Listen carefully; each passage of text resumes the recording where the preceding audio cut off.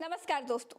चंद्रयान 3 चंद्रमा पर सफलतापूर्वक लैंड हो गया। सबको लग रहा था कि मोदी जी ब्रिक्स देशों की मीटिंग में हिस्सा लेने के लिए दक्षिण अफ्रीका गए हुए, तो हो सकता है कि इस बार नरेंद्र मोदी जी चंद्रयान 3 का श्रेय न ले पाए। लेकिन मोदी जी तो मोदी जी हैं। जब चंद्रयान चंद्रमा की सतह पर उतर रहा था, तभी बीच में नरेंद्र मोदी जी इसरो की वेबसाइट पर दक्षिण अफ्रीका से अवतरित हो गए। अब इसरो की वेबसाइट पर एक विंडो में चंद्रयान को दिखाया जा रहा था और दूसरी विंडो में चंद्रमा की सतह पर उतरते हुए चंद्रयान को दिखाया जा रहा था। मोदी जी को एक विंडो में चिपका दिया गया। अब देश को चंद्रयान की जगह मोदी जी को जबरन लाइव दिखाया जाने लगा। मैं पूछती हूँ, चंद्रयान की लैंडिंग में वैज्ञानिकों को दिखाया जाना जरूरी था या फिर नेताजी को? चंद्रयान को दिखाते समय अगर मोदी जी इसरो में लाइव में ना आ धमकते, तो क्या चंद्रयान चंद्रमा पर लैंड नहीं करता? ऐसा कौन करता है कि सीधे इसरो की वेबसाइट पर ही प्रकट हो जाए? न्यूज चैनल पर प्रकट होते, डीडी पर प्रकट होते, तब भी ठीक था। सीधे इसरो में प्रकट हो गए। इसरो क्या करता? चंद्रमा को भी दिखा रहा था और चचा को भी दिखा रहा था। खैर, आप बताइए, प्रधानमंत्री का चेहरा दिखाया जाना जरूरी था क्या? या फिर आज वैज्ञानिकों की मेहनत, उनके त्याग, उनकी तपस्या से जो चंद्रयान चंद्रमा पर उतर रहा था, उसे दिखाया जाना जरूरी था? अगर मोदी जी इसरो की वेबसाइट पर ना भी घुस आते, तो भी ये सफलता भारत की ही सफलता में ही तो दर्ज होती। बिना मोदी के फोटो के ये चंद्रयान मिशन हुलुलुलु के हिस्से में तो दर्ज नहीं कर दिया जाता। लेकिन छपास की आदत सबसे बुरी आदत होती है।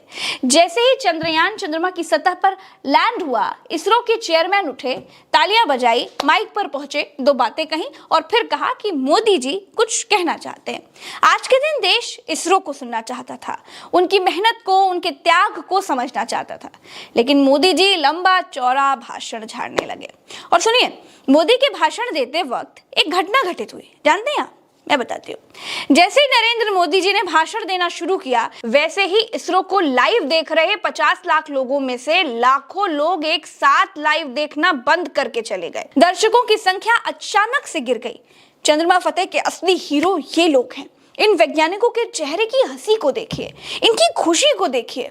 पूरी दुनिया आज हमारे वैज्ञानिकों को सलाम कर रही है। पूरी दुनिया भारत के टैलेंट का लोहा मान रही है। इसरो के चेयरमैन मोदी जी को सुन रहे थे। मोदी जी वही कह रहे थे जो वो हमेशा कहते हैं। पहले से लिखी लिखाई स्क्रिप्ट में काफिया से काफिया जोड़कर बोल रहे थे। बोले कि शुक्र पर भी हम जाएंगे, फलानी जगह पर भी हम जाएंगे, ये भी हमने कर लिया, वो भी हम करेंगे। देश ये बातें प्रधानमंत्री जी के मुंह से नहीं, बल्कि वैज्ञानिकों के मुंह से सुनना चाहता था। लेकिन पहले मोदी जी ने महफिल लूटी। ऐसा लग रहा था कि अगर आज मोदी जी ने भाषण नहीं दिया, तो दुनिया चंद्रयान की सफलता के लिए वैज्ञानिकों को श्रेय देने लग जाएगी। मोदी जी जब अपना भाषण खत्म करके हटे, तब इसरो के चेयरमैन ने अपनी बात रखी और दूसरे वैज्ञानिकों ने अपने अनुभव भी साझा किए।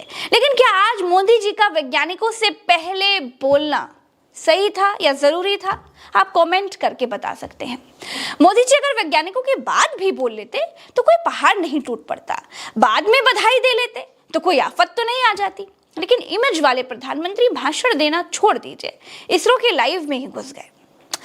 एक विंडो में मोदी थे, दूसरे विंडो में चंद्रयान था। इतने जरूरी थे मोदी जी आज के मिशन के लिए। ऐसा लग रहा था जैसे चंद्रयान को उतारने के सारे बटन मोदी जी के ही पास है, वो ही लेकर के बैठे हैं। वो नहीं दिखते तो फिर चंद्रयान चंद्रमा पर उतरने से मना कर देता। दोस्तों, आज के लिए